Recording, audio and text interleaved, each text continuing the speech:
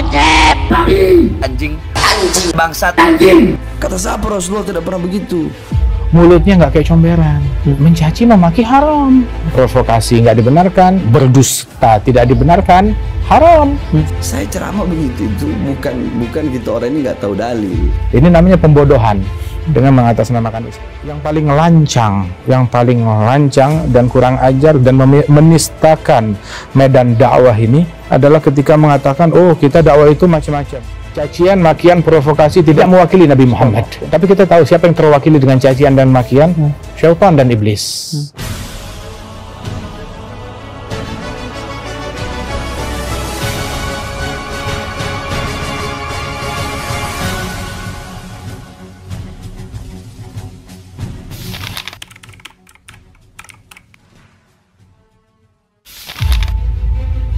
Memang Rasulullah mengatakan balighu, sampaikan. Penyampaian itu al-balagh.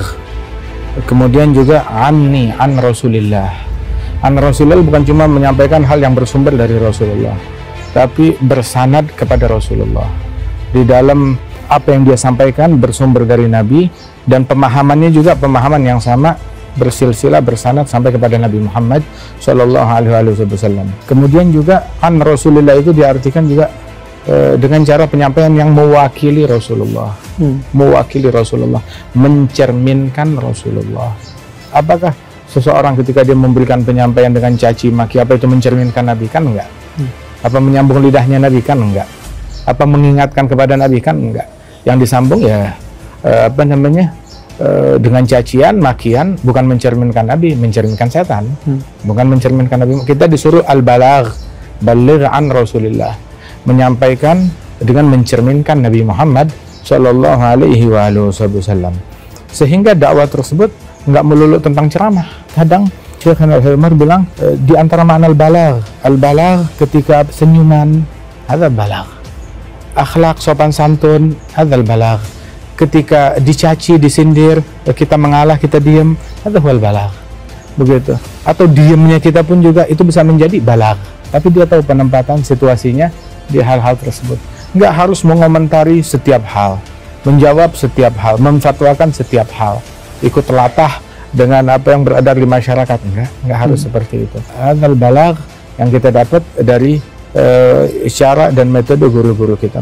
Dan mereka, jalannya mereka, sabili, jalanku, gul hadhihi sabili. Katakanlah wahai Muhammad, ini adalah jalanku. Apa jalannya Nabi Muhammad? Ad'u ilallah, ngajak orang kepada Allah.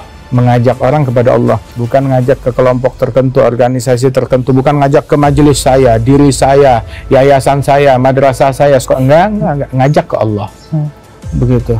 Oh, jadi ormas-ormas yang ada sesat sekarang? Oh enggak, kita nggak bilang begitu. Kita ormas yang benar adalah ormas yang melalui ormas tersebut mengajak orang kepada Allah, menyampaikan orang kepada Allah, bukan mengajak orang kepada dirinya sendiri. Jadi finishnya di Allah. Finishnya di Allah. Hanya jembatan. Mau lewat saya, mau lewat ustadz yang manapun juga nggak jadi masalah. Yang penting sampainya ke Allah Taala. Dan siapa yang lancang berani memonopoli jalannya Allah? Kalau nggak lewat saya, kamu nggak sampai ke Allah. Jalan surga cuma lewat saya doang, lewat pintunya saya doang. Ini memonopoli namanya, jalannya Allah Ta'ala. Dan jalan menuju Allah Ta'ala nggak bisa dibatasi melalui satu jalan, dua jalan. Itu katanya at-turuq al-musilah ilallah bi'adadi anfasil bashar. Jalan yang menyampaikan orang kepada Allah sejumlah tarikan nafas manusia.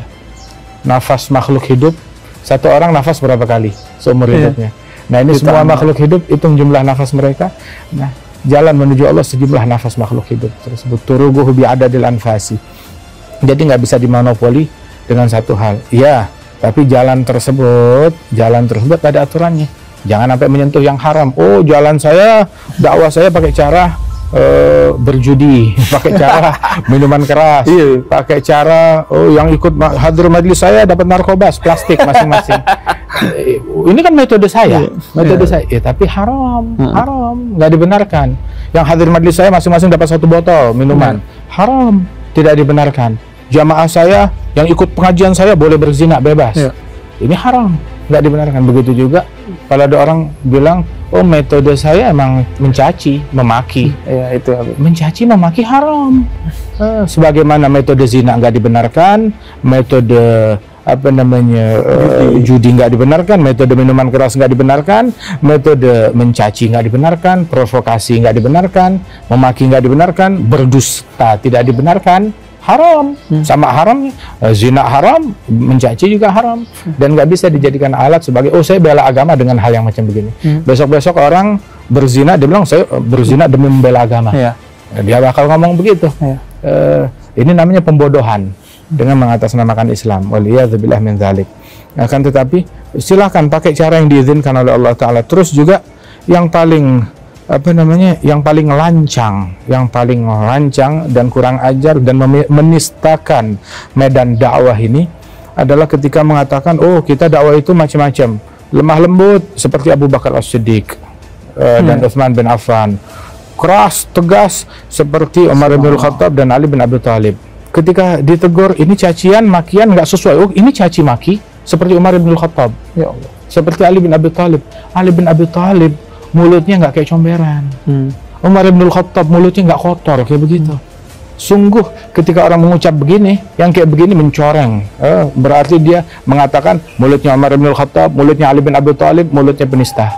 Mulut kotor, mulut busuk, sama seperti dia. Waliyadzubillah min dzalik. Ketegasan Umar bin Khattab dan Ali bin Abi Thalib dan Abu Bakar dan Utsman nggak ada hubungan dengan cacian dengan makian.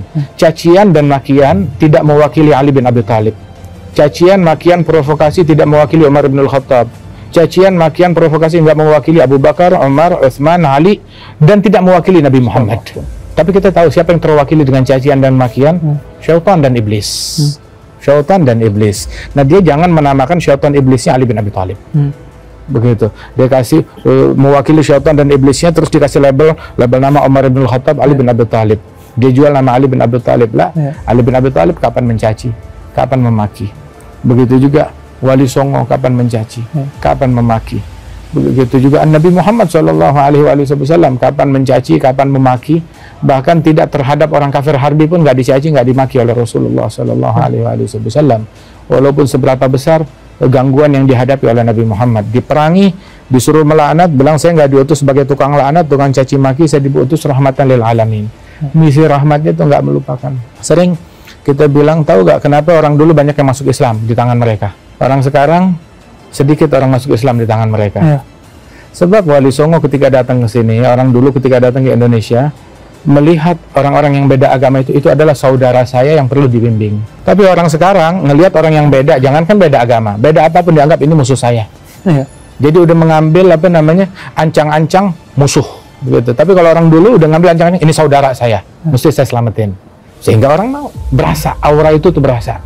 Tapi kalau dari awalnya udah aura permusuhan, udah ambil kuda-kuda permusuhan, orang berasa hal yang semacam begitu. Bagaimana orang mau masuk Islam, mau mendekat kepada agama Islam, agama yang ngajarin untuk memusuhi diri orang-orang semacam dia, keluarganya, ibunya, bapaknya, bagaimana? Tapi lihat, Islam versi Nabi Muhammad. Islam versi Nabi Muhammad ngajak orang masuk Islam, tetap sambung silaturahmi kamu ya, tetap jangan putuskan silaturahmi, tetap bakti kepada ibu bapak, tetap diajarkan kayak begitu. Itu Islam versinya Nabi Muhammad SAW. Habib, jazakumullah Habib, terima kasih atas nasihat-nasihatnya. Dan semoga ini bisa menjadi pegangan bagi kita, baik yang mau mengajarkan Islam, mendakwahkan Islam, maupun yang mau belajar Islam dan mengenal Islam, sehingga mereka tahu bagaimana cara mengajarkan Islam yang tepat, dan mereka juga tahu bagaimana atau harus kemana kita belajar Islam yang tepat. Wassalamualaikum warahmatullahi wabarakatuh.